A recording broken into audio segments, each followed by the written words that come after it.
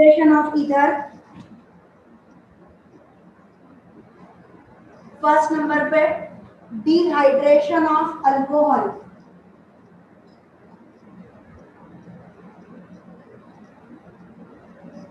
Dehydration of alcohol.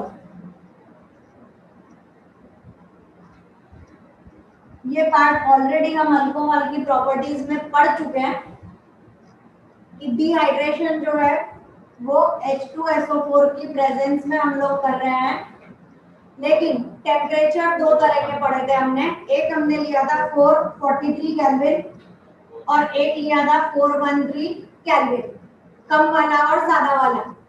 जो ज्यादा वाला है उसके अंदर हम लोग एक H और एक OH को बाहर निकाल देंगे, डिहाइड्रेशन, पानी बाहर जाने दो, तो एक OH और ये वाला H निकल गया, इट फॉर्म्स अल्कीन। अरे मैम हम अल्कीन थोड़ी पढ़ रहे हैं, हम तो पढ़ रहे हैं प्रिपरेशन ऑफ ईथर। ईथर कैसे बनेगा, तो एक दो ऐसे ये वाले दो, ये हो गया CH3 CH2OH, ये भी CH3 CH2OH, दो मॉलिक्यूल्स हमने अल्कोहल के लिए डिहाइड्रेशन, वाटर मॉलिक्यूल हटा दीजिए, it is CH3 CH2O CH2 CH3, मतलब C2H5O C2H5, it is डाइटाइल ether, या जो भी आपने इथॉक्सी ईथेन नाम दिया है वो। सेकेंड नेम्ड रिएक्शन है, इंपॉर्टेंट है, इसमें एक ही नेम्ड रिएक्शन है इधर में, it is Williamson synthesis,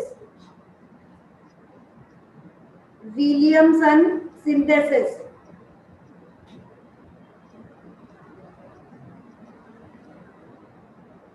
alcohol ROH, देखिए पहले इसके साथ हमने डाला Na, यहाँ पर हमें मिलेगा RONA प्लस, साथ में निकल जाएगा H प्लस।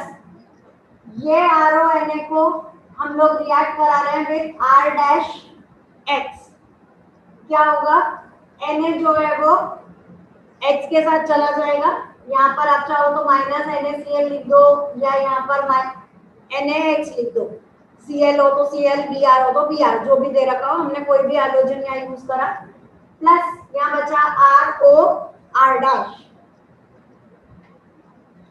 ये हमारा answer, this is Williamson synthesis.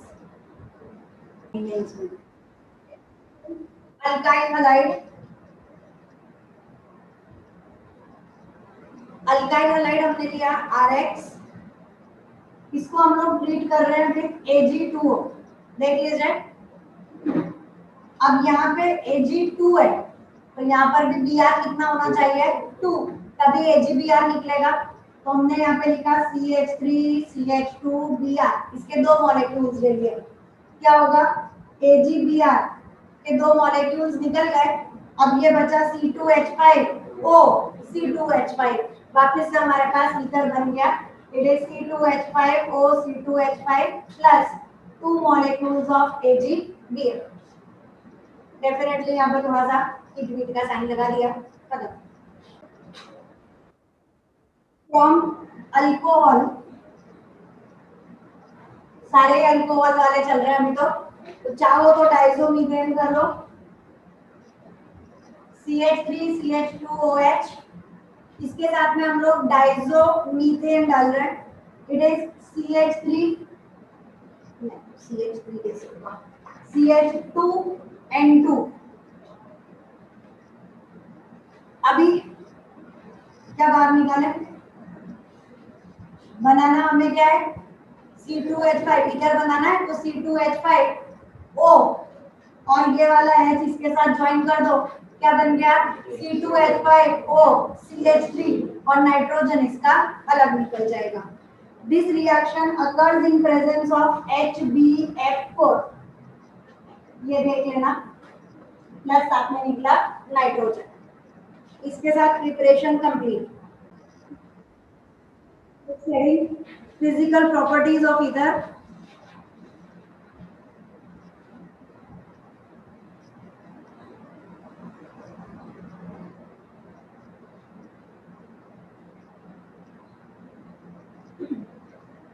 first dipole moment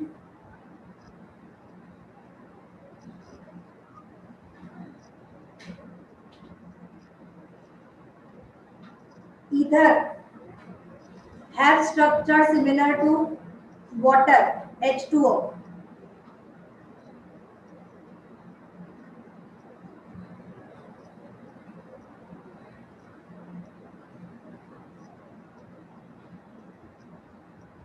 The C ऐसे लिखेगा COC मतलब कार्बन ऑक्सीजन कार्बन जो बॉन्ड बन रहा है इधर का वो लिख रहे हैं upon the COC bond COC game नहीं खिला रही हूँ the COC bond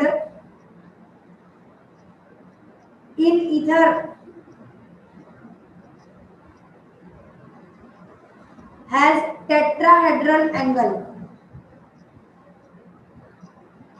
has tetrahedral angle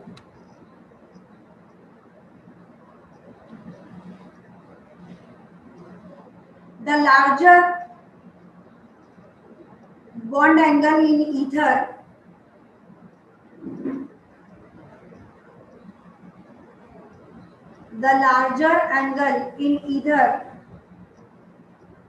may be because of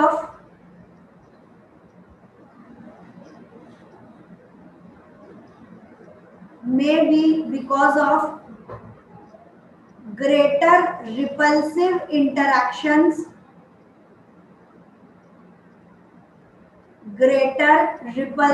interactions between bulkier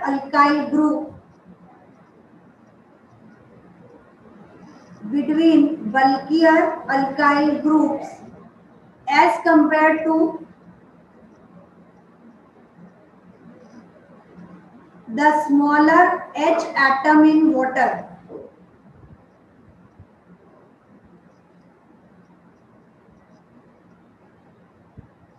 Full stop. Thus they have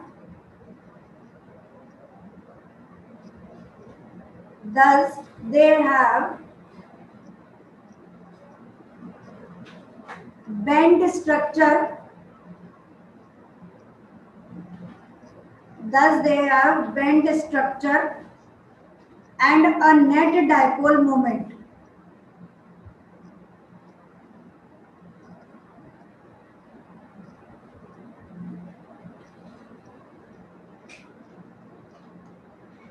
जैसे हम लोग H2O की बात करते हैं तो H2O में O यहाँ पर H यहाँ पर दो लोन पेयर प्रेजेंट है जो इसे क्या करते हैं धक्का मारते हैं शिफ्ट करते हैं और ये स्ट्रक्चर हमारे पास H2O का होता है हम बोल रहे हैं it is the ether has a similar structure to that of H2O क्योंकि इसमें भी बीच में O है और उन दो से दो कार्बन आकर अटैच हो रहे हैं definitely oxygen is more electronegative carbon जो है वो बड़ी साइज का हो गया एज कंपेयर टू हाइड्रोजन क्योंकि कंपैरिजन हम किससे कर रहे हैं बोले structure is similar to H2O तो यहाँ पे दो छोटे छोटे हाइड्रोजन एटम है 1s1 वाला पार्ट है ये 1s2 2s2 और क्या होता है 2p2 6 जो है 6 इसका एटॉमिक नंबर है तो 1s2 2s2 और 2p2 डेफिनेटली ज्यादा इलेक्ट्रॉन्स प्रेजेंट है it forms a bulkier group जिसके कारण इसको एक बैंड स्ट्रक्चर मिलता है और इसके अंदर पोलैरिटी जो है वो डेवलप होती है because oxygen is more electronegative तो दे हैव डाइपोल मोमेंट समझ में आता है ठीक next property boiling point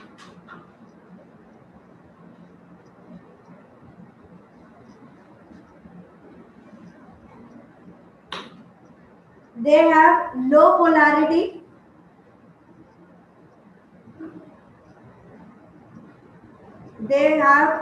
polarity and do not form hydrogen bond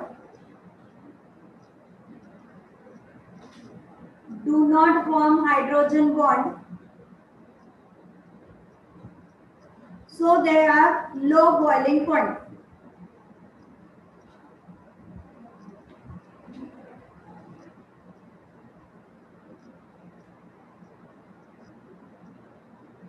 next solubility, इसमें समझाने जैसा मुझे कुछ लगा नहीं कि पोलैरिटी जो है वो कम है और हाइड्रोजन बॉन्ड नहीं बना रहा, इसलिए बॉइलिंग पॉइंट उसका कम हो जाएगा। Next solubility,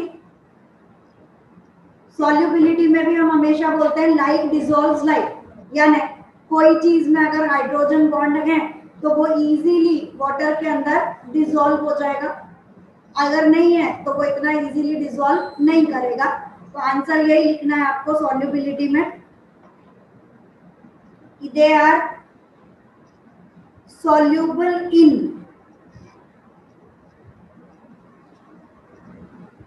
they are soluble in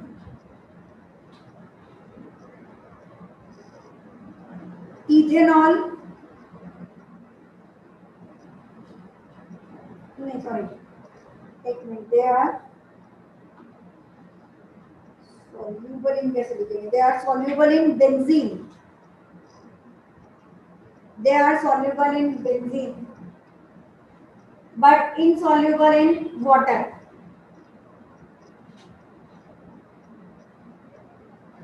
as they do not form hydrogen bond.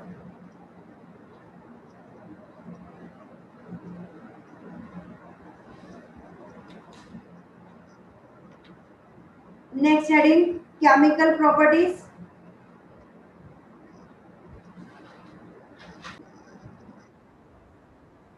Chemical reactions में पहला हमने लिया ROR प्लस HX, तो यहाँ पे हो गया ROH प्लस HX।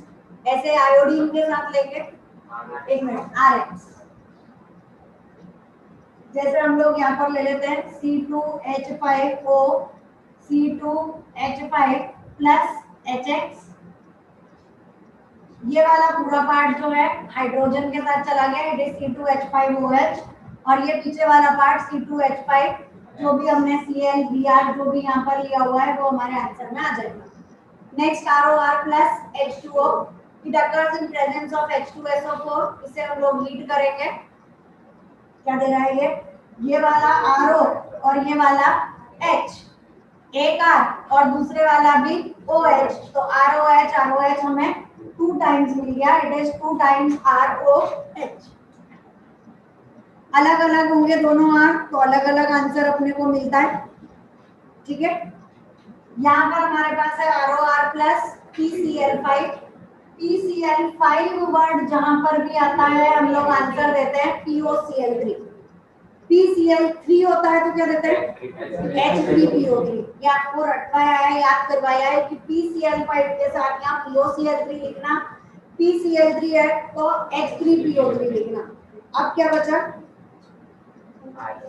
डेफिनेटली हमारे पास में बचा RCl, बैलेंसिंग वगैरह अपने साथ में 2 RCl करना, ये वो सब कुछ ठीक है।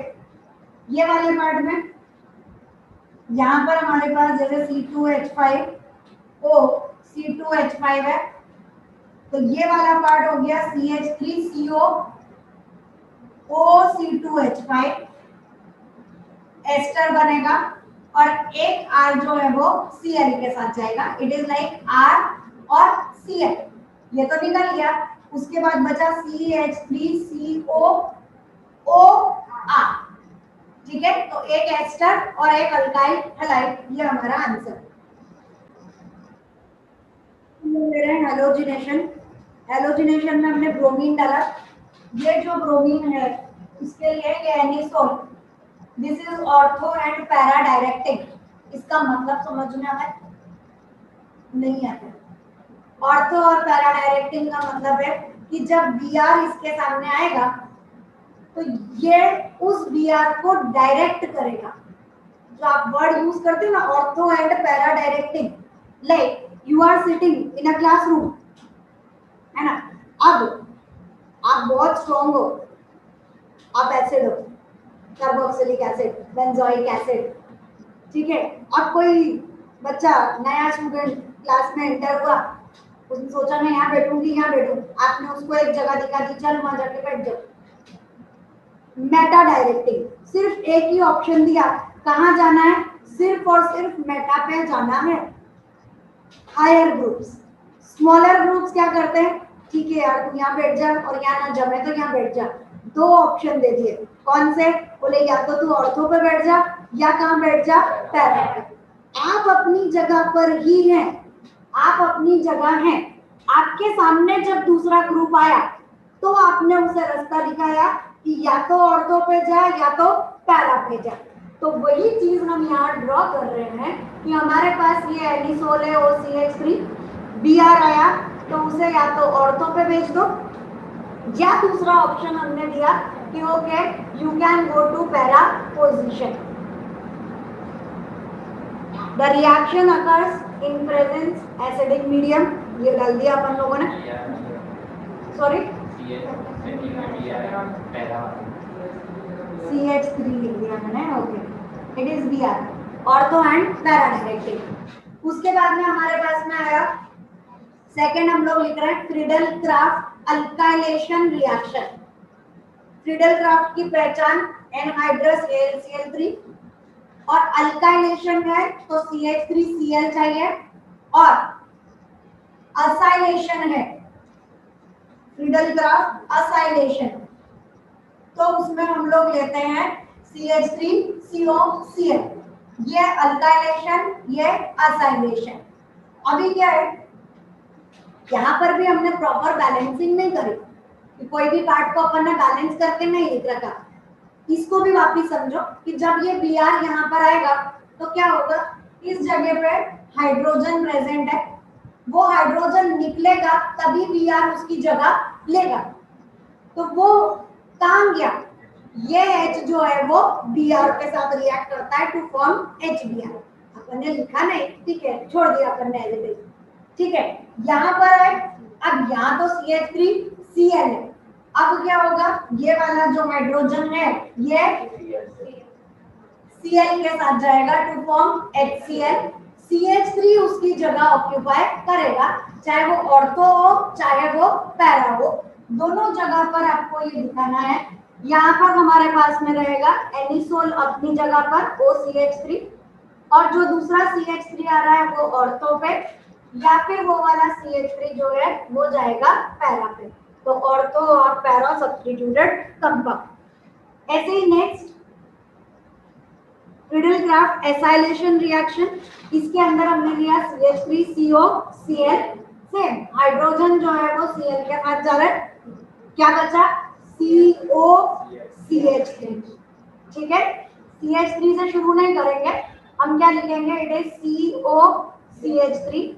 यहाँ पर एनिसोल अपनी जगह, ये ऑर्थो, और सेम टू सेम हम लोग लेंगे यहाँ पर पैरा। ये मैंने एरो मार्क लगा दिया है, occurs in presence of anhydrous AlCl3, this is COCH3। Nitration बचा है, उसको पहले इतना कर लो फिर करते हैं।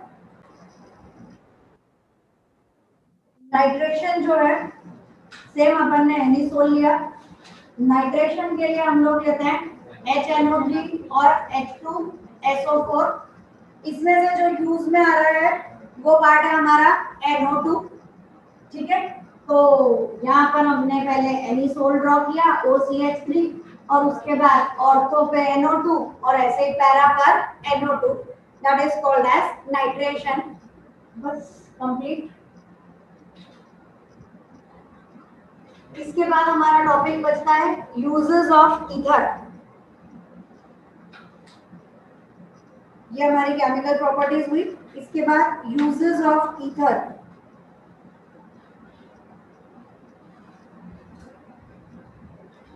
It is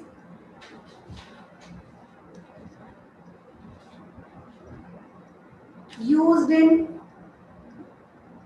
perfumes,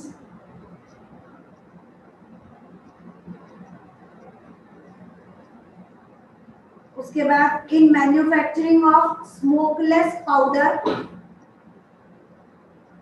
in manufacturing of smokeless powder, as a refrigerant,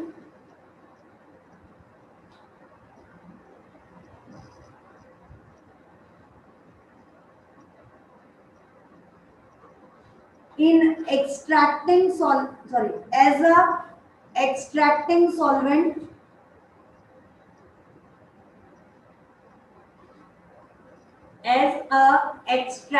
solvent in industry.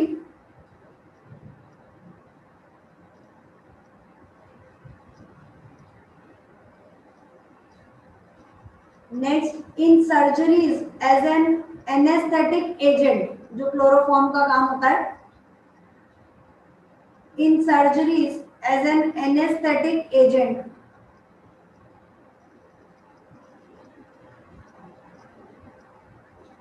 Last specially हम एक नाम दे रहे हैं, डाईइथाइल ईथर, सबसे कॉमन वाला diethyl ether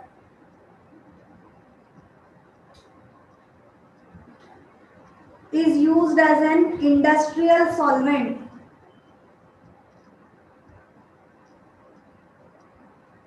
Industrial solvent for oils, fats, gums,